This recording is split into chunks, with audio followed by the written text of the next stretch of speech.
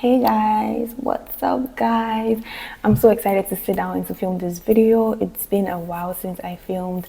Life has been super busy. I just moved to a new apartment. As you can see, my background is different. But yeah, I'm excited to have some stability in my life. I'm excited to, just start all over again. New beginnings, new year, new everything, period. 2026, back-to-back content, consistent content that will bring wisdom, content that will set people free, content that will show you that you have everything that you need right on the inside of you, content that will encourage comfort and be that warm blanket that we all need sometimes. So I'm happy to be the scapegoat to experience these things and for you to learn them for free. Okay, if I were you, I would take a pen and a paper and I will write notes, okay, because these are things that will save you. One thing that I've learned here, me, I don't want to experience everything. No, it's not everything I want to experience. Like, there are some videos that I come across on YouTube, TikTok that I actually watch because I don't believe that experience is the best teacher. Sometimes you can learn from somebody's experience, not because their experience will be your experience, but wisdom. I'm going to touch on that in this video. You need wisdom. If there's one thing that 2025 taught me, let's get into this video. So if you're new here, my name is Yuta and I am the host and the CEO and the driver and the everything of Anchored Within. But most importantly, I am your friend, okay? I'm that friend that is here to give you the real uncomfortable truth that will set you free, that will show you that your power has and will always be in your hands.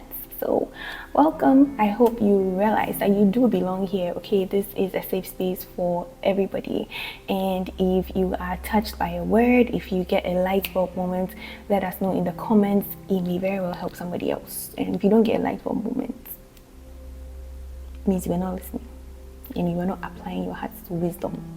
So today I'm going to tell you guys 5 things that 2025 taught me.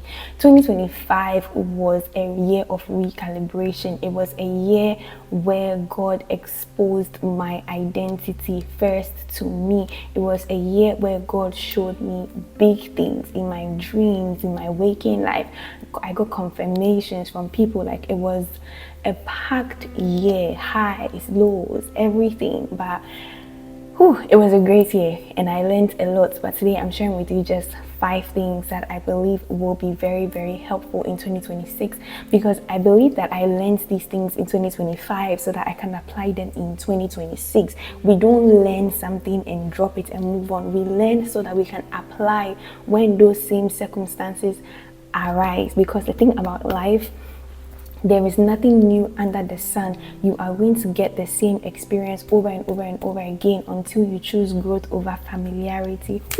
You are going to experience the same circumstance over and over again until you choose growth over familiarity. So sit tight, get your book, get your paper, get some water, and let's dive right in. Number 1 is that you have to apply yourself. Nobody's coming to save you. Nobody's coming to build a business for you. Nobody's coming to pay your rent for you.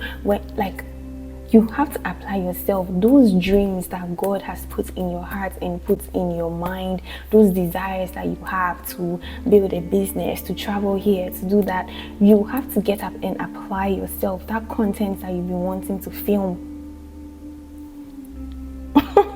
or the content that you filmed and are refusing to edit and post, the more you waste time, somebody is using that time for something better, or somebody is using that same time to chase the same dream that you are chasing.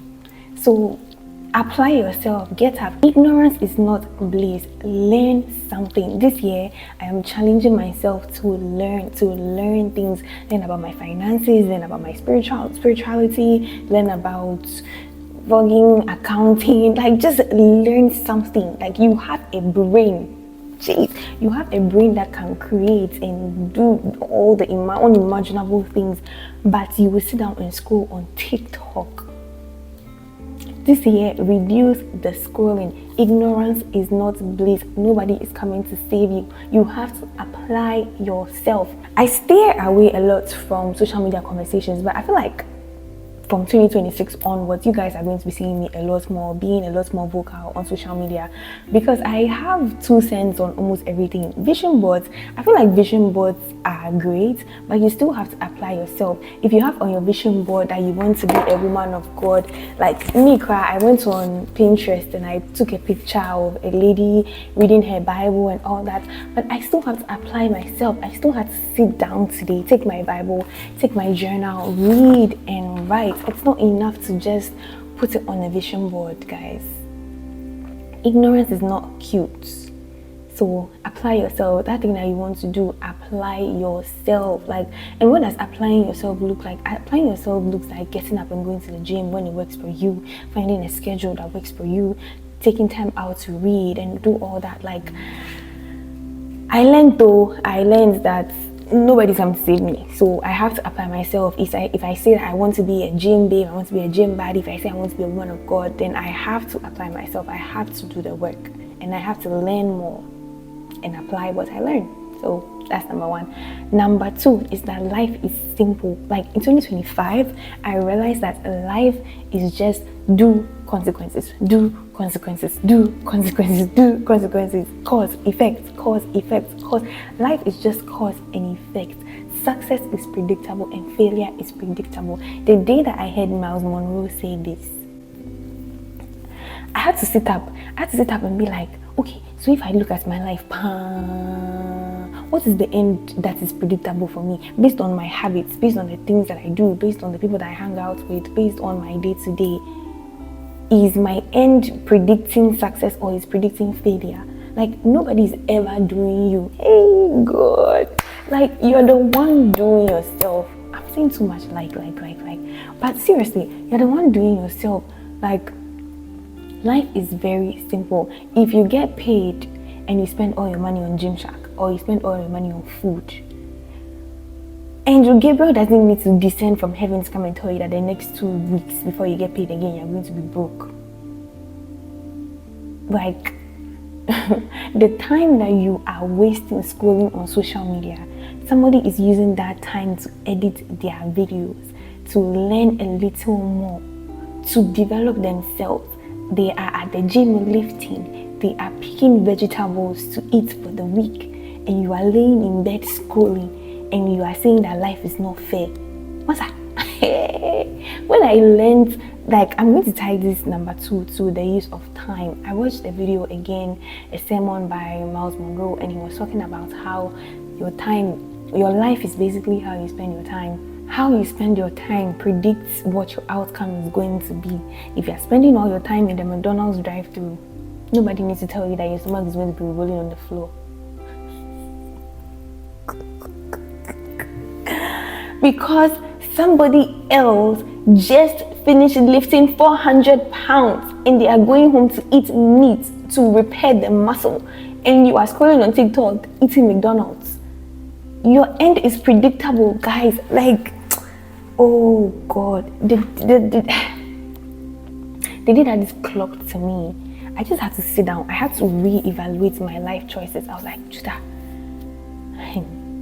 that's number 2. Okay, life is simple. Life is simply cause and effect. Not only the cause,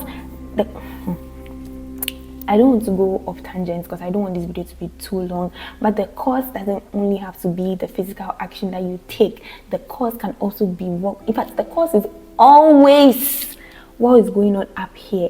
If the results that you are getting is not desired, it's because you are thinking thoughts that are not desirable. It's that simple. It's that simple. Number 3, you need to be brave. Last year, 2024, December, before the crossover, you know, I grew up in a Christian home. Crossover to the new year is always at church. I've always known that that's always going to be me, in Jesus' name.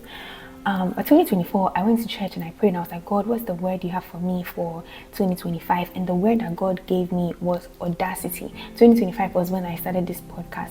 Yes, this podcast started as a women's only podcast to Yahweh Moments. Now we're here. But God told me in 2024 December crossover service that I needed to have audacity. I needed to be brave. You see, when David went to fight Goliath, where in the Bible did they tell us that God told David to fight Goliath.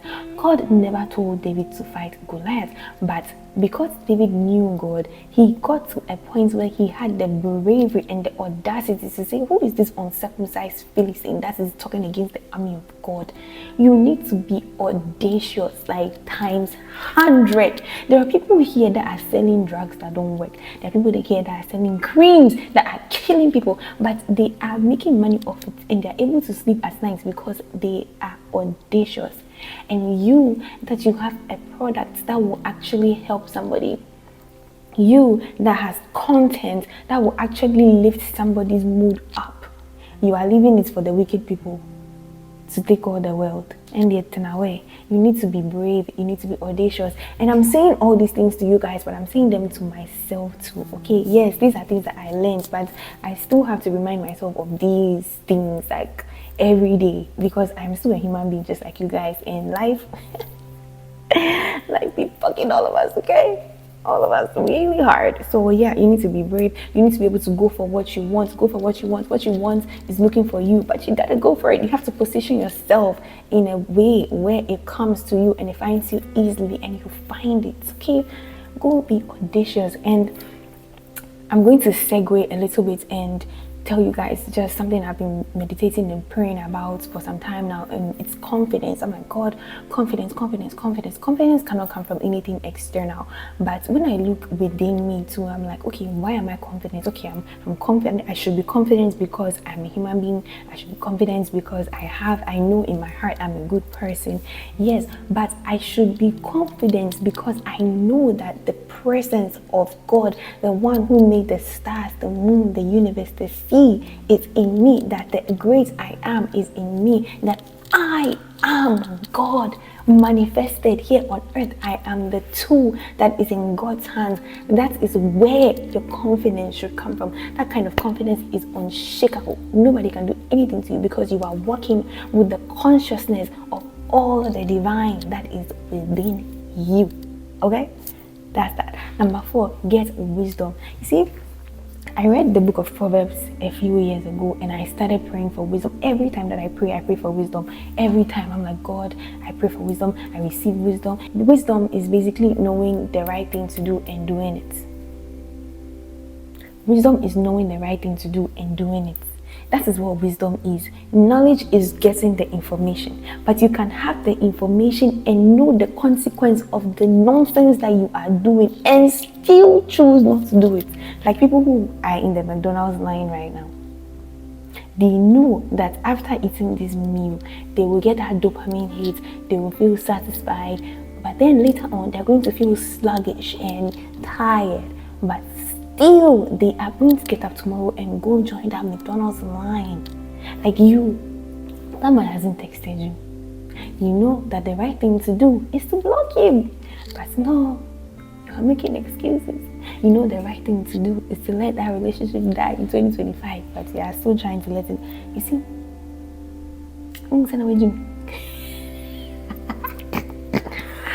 get and use wisdom. Masa, if you know the right thing to do, do it. And you see, our body is so smart. Your body will always tell you. Your body will always tell you that intense feeling that you feel around that person, that anxiety you get about that relationship, that friendship that feels like it's off. That is all your body giving you signs that you don't belong here anymore. That is wisdom. Use the wisdom. Jeez. Number 5, last and final thing, and this was a video that I watched today on TikTok and it blew my mind.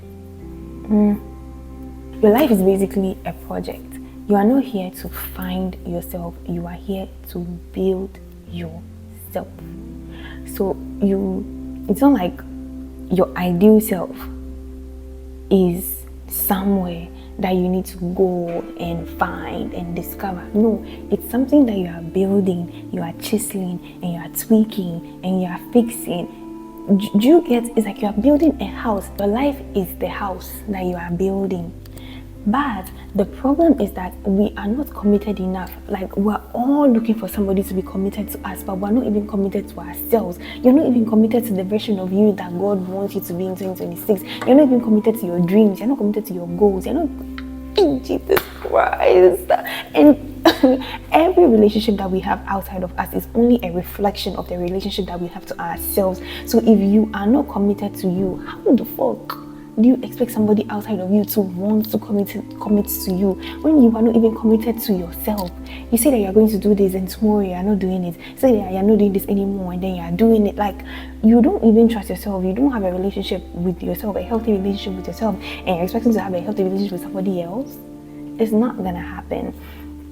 Now, the thing that he said that blew my mind was the fact that we are not committed enough to the person that we say that we want to be. So we're always changing the scripts, we're always changing the plan. Today you want to be this, but tomorrow you want to be that because you went on Instagram and you saw somebody that had this or looked like that. So you're always changing your identity, you're always changing the building, the plan of the building. Okay, imagine you are a builder, right? And I want to build a house and I bring you the plan of how I want the house to look like, and you're like, okay, you get all the materials, you start buying all the materials, and then I come next week and I'm like, oh no, I don't want that house anymore, I want this one. And then next week I'm like, I want that one. You are going to be confused. You won't even know where to start from. That's exactly what we do to God. We tell God, we tell the universe, we tell the infinite Amazon warehouse, okay, I want this, and then it starts to, God puts that in motion and he's stirring the hearts of people to bring that to you.